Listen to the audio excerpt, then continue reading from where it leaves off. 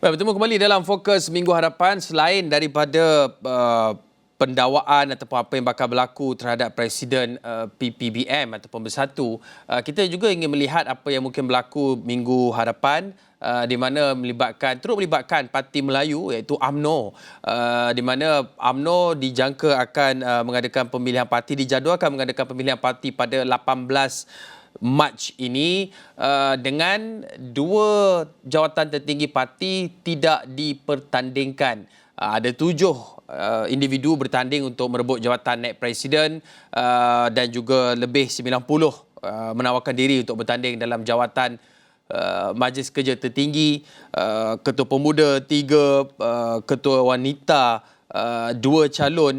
Tetapi dalam masa sama, kita ingin melihat bagaimana barisan baharu kepimpinan yang bakal dilantik untuk sesi 2023-2026 ini boleh mengemudi Parti Melayu itu dalam landscape politik yang cukup mencabar pada ketika ini. Saya masih lagi bersama dengan Dr. Mazlan Ali, penganalisis politik UTM.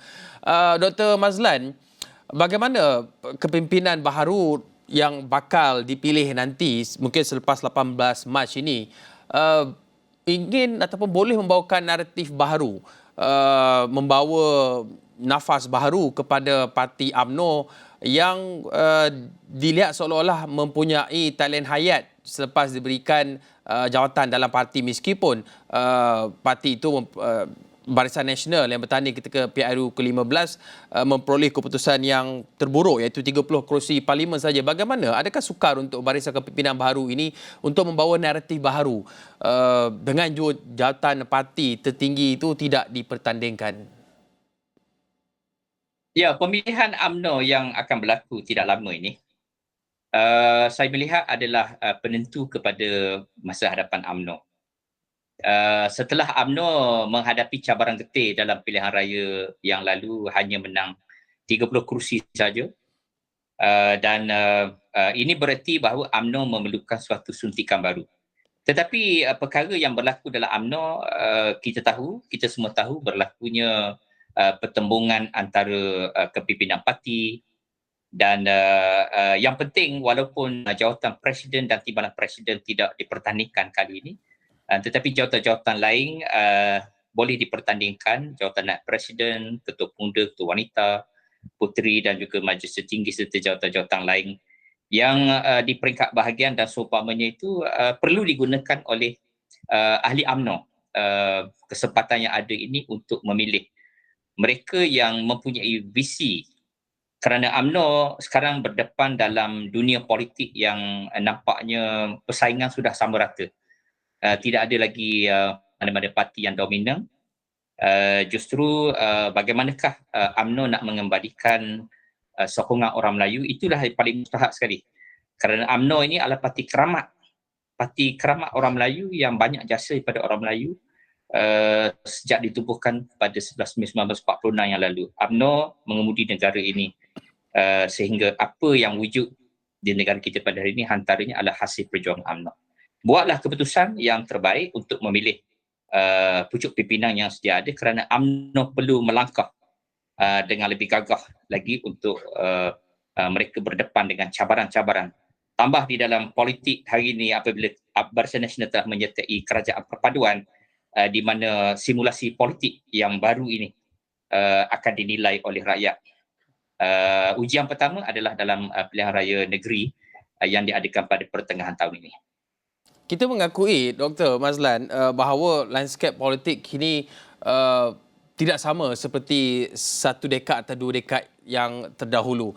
Dan ini juga bermakna barisan kepimpinan yang baharu, pemimpin-pemimpin muda mempunyai ruang dan lebih bijak untuk menyuarakan pandangan mereka di platform. Tidak ada lagi pemimpin-pemimpin kecil di peringkat bawahan yang hanya saja menurut arahan ataupun apa saja yang dilaungkan oleh parti, tetapi mereka mampu mempersoalkan dan memilih ataupun mempunyai pilihan lain selain daripada UMNO dengan kewujudan parti-parti lain seperti Perikatan Nasional, juga dalamnya ada Bersatu dan juga PAS. Tetapi bagaimanakah barisan kepimpinan baharu yang akan dipilih nanti untuk sesi 2023-2026 ini boleh memilih pendekatan yang lebih menyeluruh. Kita lihat ketika ini mungkin ada sesuatu perkara yang berasaskan kaum semata-mata kurang mendapat tempat ataupun perhatian di hati masyarakat pada ketika ini, Doktor. Ya, saya melihat walaupun jawatan Presiden dan Timbalan Presiden tidak bertandingkan, tetapi adalah jelas Datuk Seri Zahid Hamidi dan juga Tok Mak adalah dua pemimpin yang saya lihat mereka ada pemimpin yang tegas, nampaknya mereka mampu untuk membawa hala tuju UMNO. Yang mustahak adalah di peringkat jawatan naib presiden. Saya lihat ada beberapa pemimpin yang ini secara peribadilah saya melihat seperti Datuk Dr. Zamri, Datuk Sri Azalina, saya lihat Datuk Sri Khalid, ini orang-orang yang nampak ada vision dalam UMNO. Mereka ni adalah pelapis pada UMNO pada masa akan datang. Keputusan untuk tidak mempertandingkan kursi presiden dan timbalan presiden itu adalah juga kehendak akar umbi UMNO, majoriti. Mungkin ada sebab, mungkin kerana UMNO sekarang berdepan dengan krisis, maka itu mungkin satu formula untuk sementara, bersifat sementara, dan pemilihan akan datang mungkin akan dibuka peluang itu. Tetapi yang mustahak sekarang ini adalah UMNO. Bagaimanakah cabarannya mereka hendak mengembalikan sokongan Melayu itu? Kerana dalam pilihan raya 15 yang lalu, menarik daripada analisis saya telah melihat scoresheet peti-peti undi ini, saya melihat UMNO masih ada sokongan utuh, tetapi di peringkat orang-orang veteran, orang-orang yang sudah berumur. Tetapi bagi anak muda, nampaknya fokus mereka kepada dua parti, iaitu Perikatan Nasional dan juga Pakatan Harapan. Yang paling banyak menerima sokongan orang muda adalah Perikatan Nasional. Mungkin kita boleh lihat bagaimanakah pendekatan yang digunakan oleh Perikatan Nasional, bagaimana mereka boleh menarik sokongan orang muda yang begitu besar. Jadi di sini UMNO kena membuat content analysis, lihat kembali, dan pucuk pimpinan yang akan dipilih nanti, mereka mesti bersegera untuk retreat, untuk lihat bagaimana UMNO boleh mengembalikan semula sokongan orang muda terhadap parti mereka ini. Yang penting adalah program-program sekarang ni UMNO sebahagian daripada kerajaan, mereka ada peluang untuk melaksanakan program-program yang boleh menarik orang-orang muda. Saya yakin UMNO akan dapat sokongan kembali orang Melayu dalam pilihan raya akan datang. Bagaimanakah naratif yang boleh digerakkan? Apakah mungkin naratif terbaik yang boleh digerakkan oleh UMNO menjelang pilihan raya negeri PRN ke-15 di 6 buah negeri ini, Dr. Mazlan? Kerana sebelum ini dalam PRU mereka bergerak dengan naratif mereka sendiri, tiga gabungan besar yang secara berasingan, Pakatan Harapan, Barisan Nasional dan Perikatan Nasional. Tetapi ketika ini di peringkat Kerajaan Persekutuan sudah mempunyai kerajaan perpaduan yang antara lain melibatkan UMNO, Pakatan Harapan dan juga GRS dan juga parti-parti gabungan parti-parti yang lain. Adakah kita boleh menyaksikan UMNO menukar rentaknya dalam berpolitik melihat kepada kerjasama yang mereka ada ketika ini dengan kerajaan di peringkat persekutuan, kerajaan perpaduan ini? Adakah mungkin naratifnya berbeza ataupun pendekatannya berbeza, ataupun ini akan menjadi satu langkah yang akhirnya memakan diri parti UMNO itu sendiri? Kita mendengar pucuk pimpinan UMNO menyatakan bahawa mereka menyertai kerajaan perpaduan ini adalah di atas sebab untuk mereka membantu untuk menyelamatkan negara ini, memperbaiki negara, mengembalikan kemakmuran hidup rakyat. Dan kita semua tahu bahawa penubuhan kerajaan perpaduan ini adalah di atas cadangan Seri Paduka Baginda Yang di-Pertuan Agong, di mana Datuk Seri Anwar yang telah terpilih sebagai Perdana Menteri pada masa itu telah membuka menjemput parti-parti lain termasuklah Perikatan Nasional untuk menyertai kerajaan ini.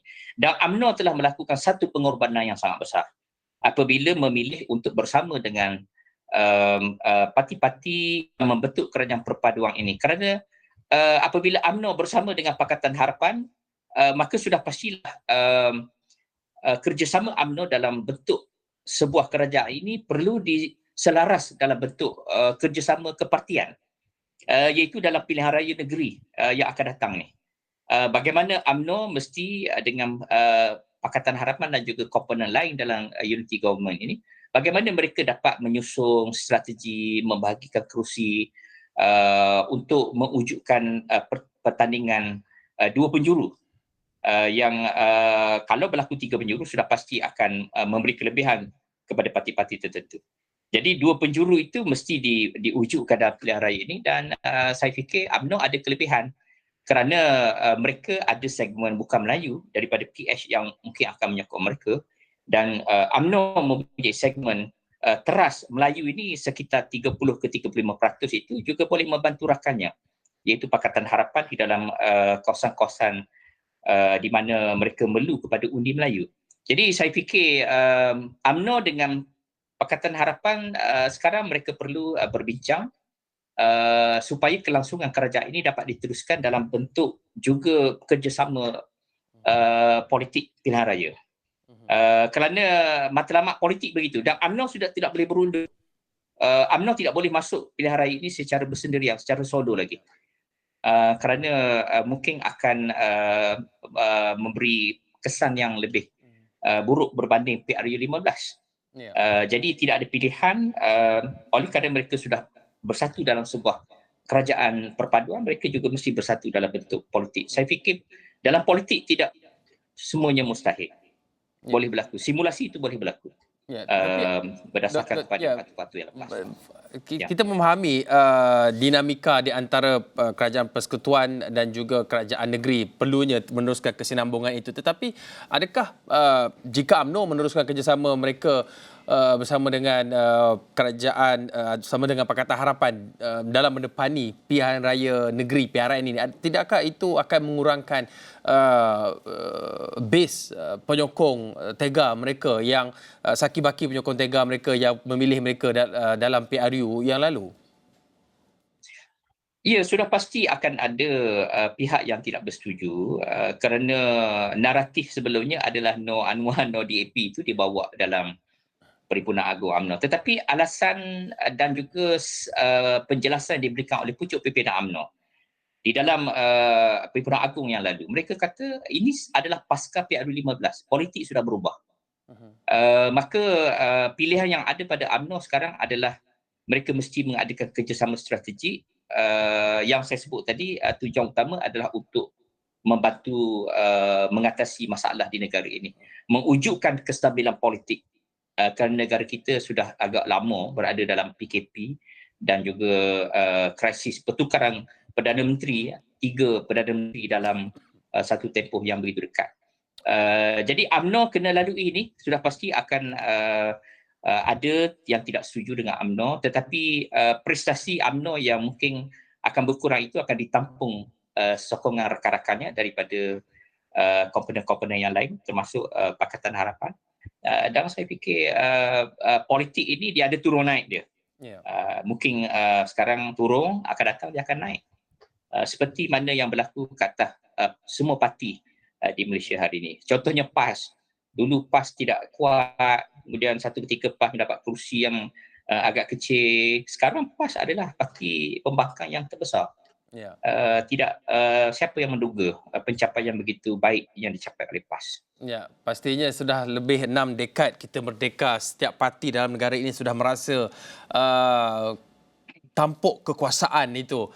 Sama ada UMNO, Barisan Pakatan Harapan ataupun Perikatan Nasional, semuanya sudah merasai tampuk kuasa itu. Terima kasih Dr. Mazlan Ali berkongsi pandangan dalam Fokus Minggu Harapan. Kita melihat kepada survivor Parti Melayu, 2 Parti Melayu itu, iaitu Parti Perbumi Bersatu Malaysia, impaknya selepas presidennya didakwa dan juga menjelang pemilihan UMNO 18 Mac ini, bagaimana barisan kepimpinan UMNO yang baru ini mengemudi masa depan parti itu. Sekian sahaja Fokus Minggu Harapan. Saya Hakim Rahman. Assalamualaikum. Salam hormat.